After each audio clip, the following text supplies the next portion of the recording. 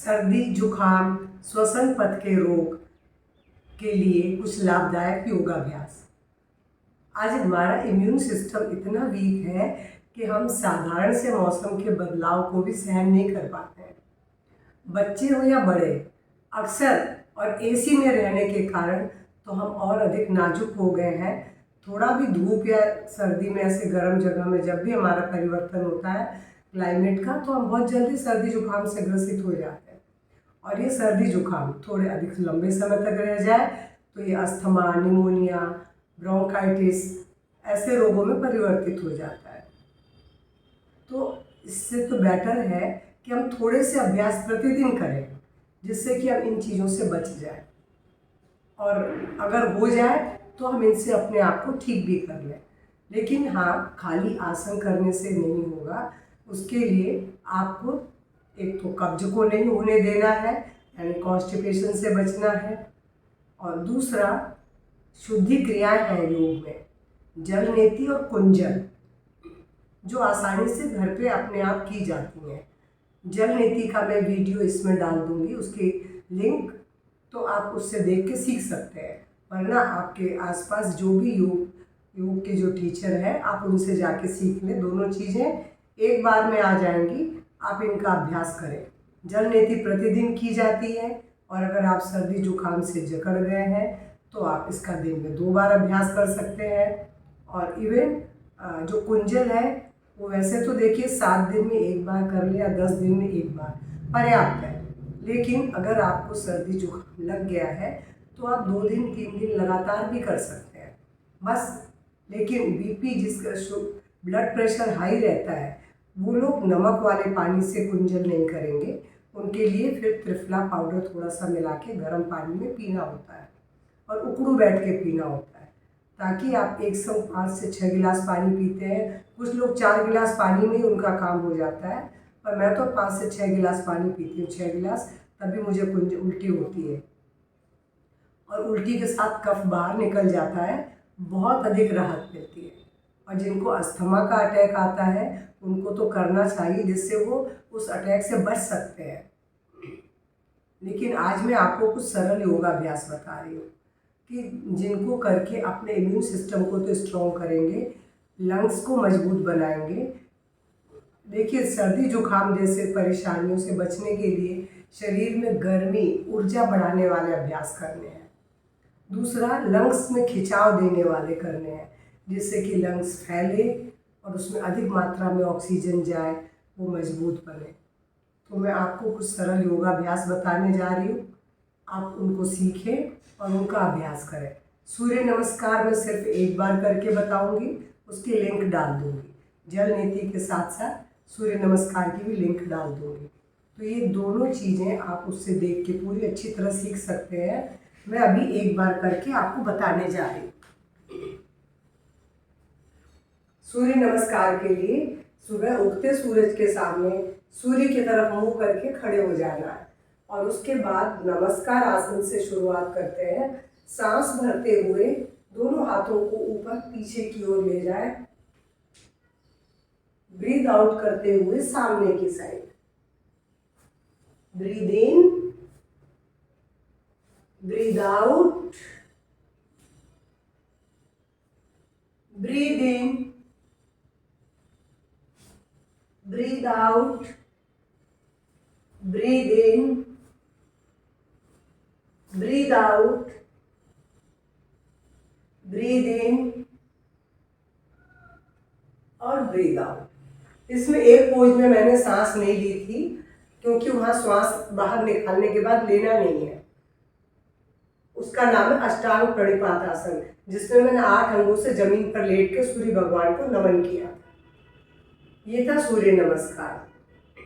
इसके बाद खड़े होकर एक अभ्यास बता रही हूँ, तिर्यक ताड़ासन। तिर्यक ताड़ासन के लिए फिंगर्स को इंटरलॉक कर लें, सांस भरते हुए हाथ को ऊपर उठाएं। ये सारे अभ्यास अब लंग्स को फैलाने वाले हैं। सांस छोड़ते हुए पहले राइट साइड बेंड हो जाए, आंखें बंद करें और लंबी गहरी श्वास भरें। आप देखेंगे राइट साइड का लंग्स दब रहा है और लेफ्ट साइड का खिंच के खुला हुआ है। तो इस अभ्यास से जब लंबी गहरी सांस लेंगे तो आप देख रहे हैं कि लंग्स में एक साइड में बहुत अधिक ऑक्सीजन जा रही है। और ब्रीद आउट करते हुए कम से कम 1 मिनट रुकें, नहीं तो आधा मिनट तो जरूर रुकें।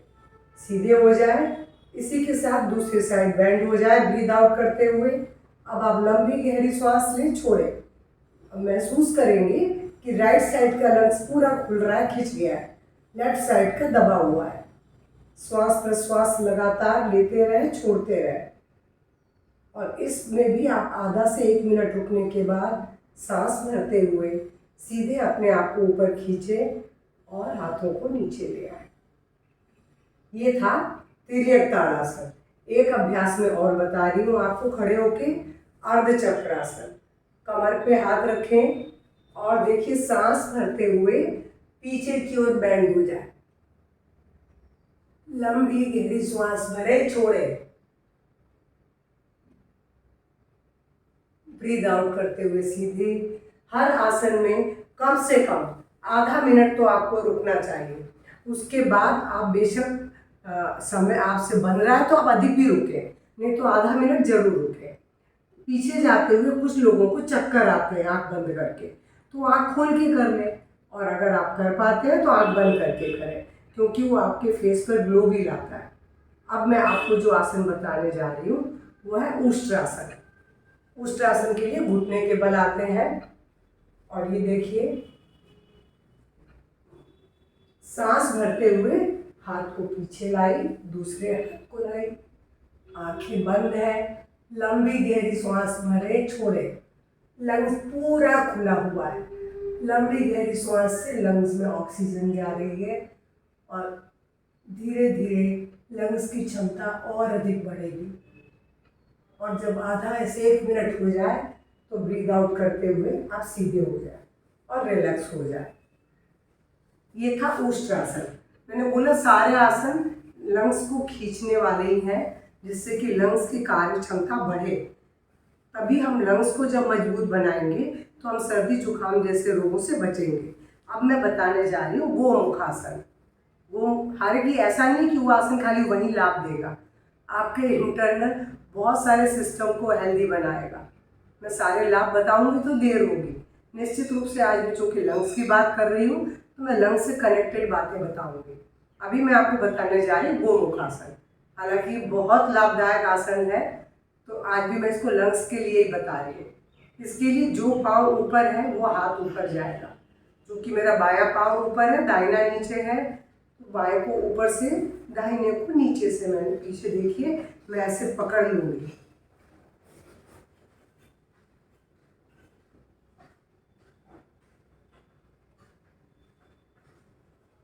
यहाँ भी आप आधा से 1 मिनट रुकें, लंबी गहरी श्वास प्रश्वास के साथ। और जब इतना समय हो जाए तो सांस छोड़ते हुए आप सीधे हो जाए। इसी तरह ये दूसरी तरफ से भी करेंगे। अब मैंने दाहिना पाँव और दाहिना हाथ ऊपर कर लिया। दोनों देखिए घुटने मेरे घुटने के ऊपर ही हैं, एक दूसरे के ऊपर आ जाते हैं और एड़ी हिप के नीचे आ जाती है, दूसरी हिप से सटी हुई है। इस पोज में बिल्कुल कंधे पीछे की ओर खींचते हुए, सिर सीधा रखते हुए पोज बनाएंगे। लंबी गहरी श्वास भरे, छोड़े। अब इस पोज में भी मैंने बोला कम से कम आधा से 1 मिनट रुकें और उसके बाद ब्रीद आउट करते हुए रिलैक्स हो जाए। ये था गोमुखासन। गोमुखासन लंग्स को तो बनाता ही है, हार्ट को भी हेल्दी बनाता है। इसके बहुत सारे लाभ हैं, मगर अभी मैं नहीं बता रही हूँ। अभी मैं शशांक भुजंगासन, जो कि भुजंगासन हमारे लंग्स के लिए बहुत अच्छा अभ्यास है, तो मैं आज 2 आसनों को जोड़ के आपको बता रही हूँ। इसके लिए वज्रासन में बैठें, सांस भरते हुए हाथ को ऊपर लाएं और पहले शशांक आसन में आ जाए। शशांक आसन में आने के लिए ये था शशांक आसन, हाथ सामने फैल गए। और अब यहाँ से भुजंगासन। सांस भरें, सांस छोड़ें, सांस भरें, श्वास छोड़ें। ऐसा 5 से 6 बार जरूर करें। आप देखेंगे लंग्स की क्षमता इन आसनों से, खाली लंग्स ही नहीं है, स्पाइन, कॉन्फिडेंस लेवल सब कुछ बढ़ता है। श्वास प्रश्वास के साथ करके अपने लंग्स को आप बहुत हेल्दी बना लेंगे। इससे आपका इम्यून सिस्टम स्ट्रांग होगा और आपको जरूर आराम मिलेगा। अगर आप इसको करने में दिक्कत पाते हैं तो खाली अकेला भुजंगासन कर लें, वो भी बहुत अच्छा है क्योंकि वो लंग्स के लिए तो है ही। और अब दूसरा धनुरासन। धनुरासन भी बहुत सरल है, पेट के फैट को भी कम करता है, डाइजेशन डायबिटीज से भी बचाता है और लंग्स को भी स्ट्रॉन्ग करता है। लंबी गहरी श्वास भरे छोड़े। आपने देखा पेट तो खिंच ही रहा है, पेल्विक मसल्स भी खींच रही हैं, लेकिन लंग्स बहुत अच्छी तरह खुले हुए हैं। तो श्वास प्रश्वास से हम लंग्स की क्षमता को विकसित कर रहे हैं। और आधा से 1 मिनट हो जाए, ये आपकी क्षमता है, आप कितना रुक सकते हैं। उसके बाद पहले रिलैक्स हो जाए। हर आसन के बाद कुछ सेकंड का रिलैक्सेशन जरूरी है। और अब इसको करने के बाद पीठ के बल आ जाए। पीठ के बल आने के बाद सबसे पहले मैं आपको सेतुबंध आसन का अभ्यास बोलूंगी, करिए। सेतुबंध आसन के लिए पैरों को घुटने से मोड़ के यहाँ रख लें और धीरे से सांस भरते हुए अपनी पीठ को ऊपर उठा लें। अब आप देख रहे हैं कि लंग्स बहुत खुल गए हैं। लंबी गहरी श्वास भरें, छोड़ें। श्वास प्रश्वास के साथ यहाँ पर आप आधा मिनट रुकें। ये आपकी बैक को भी स्ट्रॉन्ग करेगा, लंग्स को भी करेगा, गले के रोगों से भी बचाएगा। और ब्रीथ आउट करते हुए धीरे से नीचे आ जाए। इसके बाद एक सरल अभ्यास बता रही हूँ, मकरासन, जिसका सभी कर सकते हैं, किसी को दिक्कत नहीं है। ब्रीथ आउट करते हुए दोनों पाँव एक साइड, गर्दन अपोजिट साइड। ये भी लंग्स को खोल रहा है, उसमें सहायता दे रहा है और कमर को भी आराम इसमें बहुत मिलता है। ब्रीथ आउट, ब्रीथ इन। जो भी कुछ करेंगे श्वास के साथ, ब्रीथ आउट, ब्रीथ इन, ब्रीथ आउट। ऐसा 5 से 7 बार करेंगे आप। ये था मकरासन। अब इसके बाद मैं 2 आसन और बताऊंगी जो बहुत अच्छे हैं। एक है सर्वांगासन। बस इसको कमर दर्द वाले नहीं कर सकते हैं और इसके अलावा सर्वाइकल वाले नहीं कर सकते हैं, वो इसको दीवार के सहारे कर सकते हैं। लेकिन आज मैं सर्वांगासन ही करके बता रही हूँ। सर्वांगासन के लिए हाथ पीछे, पांव सामने मिले हुए। ये बच्चों की लंबाई भी बढ़ाता है और सिर से पांव तक सभी अंगों को पुष्ट और हेल्दी बनाता है। ब्रीथ आउट करते हुए दोनों को अपोजिट दिशा में उठाया और ब्रीथ आउट, पूरी ब्रीथ आउट हो गया है। यू का शेप है। अब कमर को थामते हुए पैरों को ऊपर उठा दिया है। अब यहाँ लंबी गहरी श्वास भरे, छोड़े। लंग्स की तरफ पूरा ध्यान अपने श्वास प्रश्वास पे रखें। सांस भरें, सांस छोड़ें। श्वास, मैंने बोला सर्वांगासन, नाम जैसा है वैसा ही गुण है। सिर से पांव तक सभी अंगों को हेल्दी बनाने वाला ये एकमात्र आसन शीर्षासन या सर्वांगासन है। तो आज मैं आपको सर्वांगासन ही करके बता रही हूँ, जो बहुत अच्छा है आपके लिए। और इसमें 1 मिनट तो कम से कम जरूर रुकें, बहुत सरल है रुकना इसमें। और ब्रीथ आउट अगर आपसे इतना नहीं होता है तो आप इतने में इतना भी कर सकते हैं, लेकिन करने की कोशिश करें ऐसा। और ब्रीथ आउट करते हुए फिर से यू शेप बनाएं। हाथों को सरकाते हुए पाँव को नीचे लाएं और हाथ पीछे ले जाएं। ये था सर्वांगासन। और इसके बाद जो आसन बता रही हूँ, मत्स्यासन। मछली पानी में इसी पोज में रहती है। ये लंग्स के लिए सबसे अच्छा अभ्यास है जो मैं अभी करके बताने जा रही हूँ। देखिए उसमें सही तो इस तरीके से ही बनता है जो मैं बना रही हूँ। ये दोनों घुटने जमीन पे, दोनों एल्बो जमीन पर, सिर का ऊपरी बीच वाला भाग जमीन पर। लंग्स पूरे खुले हुए हैं। लंबी गहरी श्वास भरेंगे, छोड़ेंगे। लगातार श्वास प्रश्वास पे ध्यान देंगे।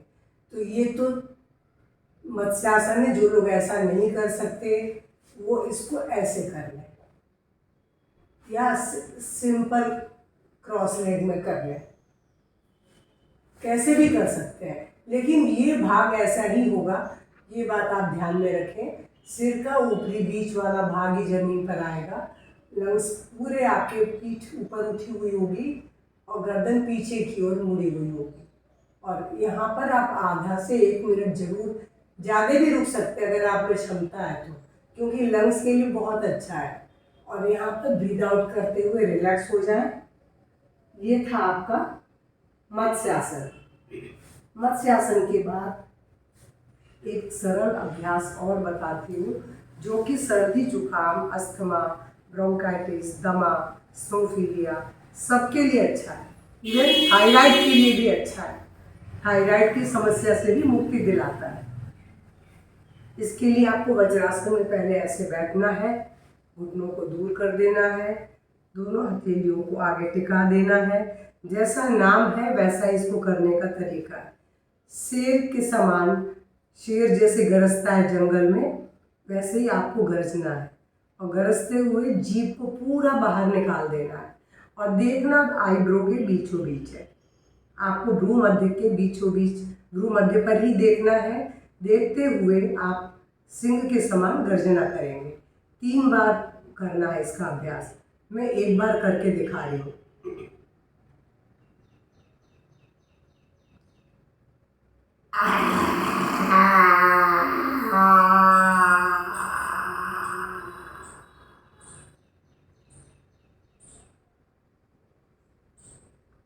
तीन बार करने के बाद गले की मसाज करेंगे। आप ज़्यादा भी कर सकते हैं मगर 3 बार तो करना ही है। और करने के बाद फिर रिलैक्स हो जाए। और इतना कुछ करने के बाद कुछ प्राणायाम है, क्योंकि प्राणायाम हमारे प्राण के प्रवाह को बढ़ाते हैं और प्राण के प्रवाह में जब कमी आती है तभी हमें रोग होते हैं। इसलिए प्राणायाम का अभ्यास आसनों के बाद जरूर करना चाहिए। पहले आसन, बाद में प्राणायाम। तो इसमें जो सबसे अधिक लाभदायक है, मैं आपको मात्र वही कुछ 3 बता रही हूँ। मैं कपालभाति भी छोड़ दे रही हूँ, जबकि कपालभाति बहुत अच्छा है, और चूँकि आपको 100% आता है इसलिए मैं उसका अभ्यास नहीं बता रही हूँ। इसमें भस्त्रिका, सूर्यभेद और अनुलोम विलोम, मैं 3 अभ्यास आपको बताने जा रही हूँ। सबसे पहले अनुलोम विलोम का अभ्यास है।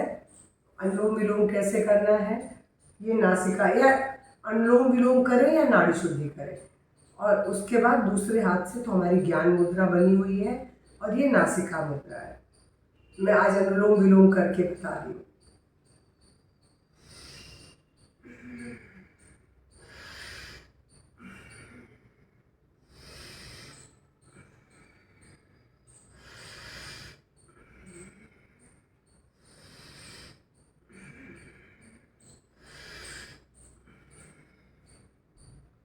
ये था अनुलोम विलोम।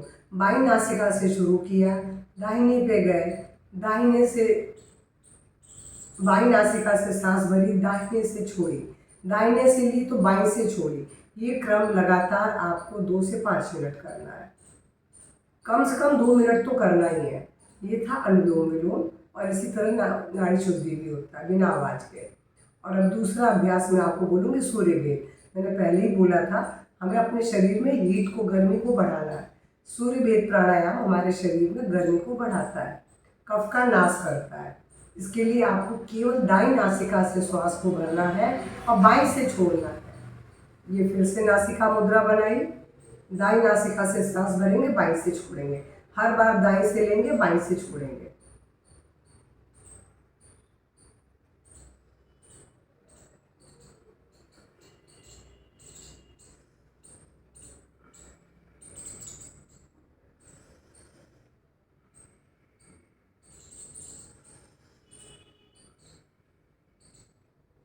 ये था सूर्यभेद। ये भी आपके शरीर में, मैंने बोला, हीट बढ़ाता है, कफ का नाश करेगा। इसके बाद सबसे प्रभावशाली है भस्त्रिका। ये लंग्स के लिए ही स्पेशल है। हालांकि लीवर को हेल्दी बनाता है, डाइजेशन को हेल्दी बनाता है, लेकिन लंग्स के ऊपर बहुत अच्छा प्रभाव है। हम इस लंग्स को लोहा की धौकनी की तरह काम में इस प्राणायाम में लेते हैं। आप वापस अपनी ज्ञान मुद्रा बनाएंगे और इस मुद्रा में आने के बाद आप, हालांकि आप अभ्यास पद्मासन में भी कर सकते हैं, वज्रासन में भी कर सकते हैं, सुखासन में भी कर सकते हैं, आपके ऊपर है। अभी मैं आपको भस्त्रिका करके बता रही हूँ।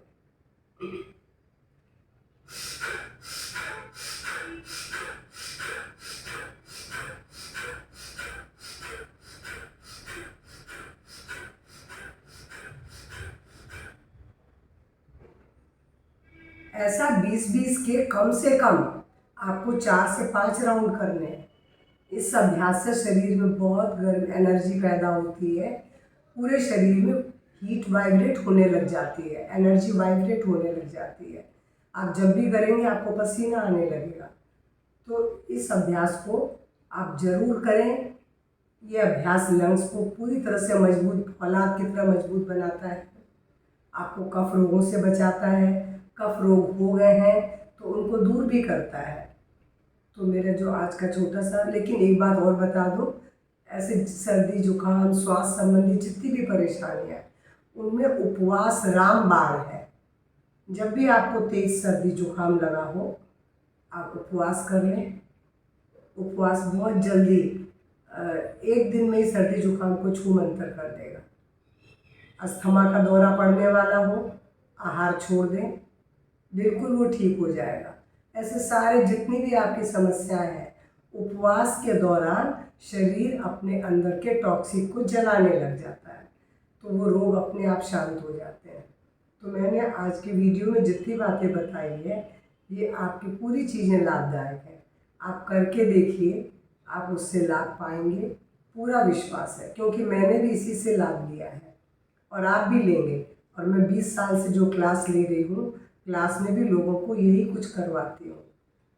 तो मेरा वीडियो पसंद आए तो लाइक शेयर करेंगे और मेरी वीडियो कमेंट बॉक्स में आके अगर अच्छा लगे तो कमेंट भी करेंगे, नहीं लगा है, कुछ कमी लगी है तो भी कमेंट करेंगे। नमस्कार, धन्यवाद।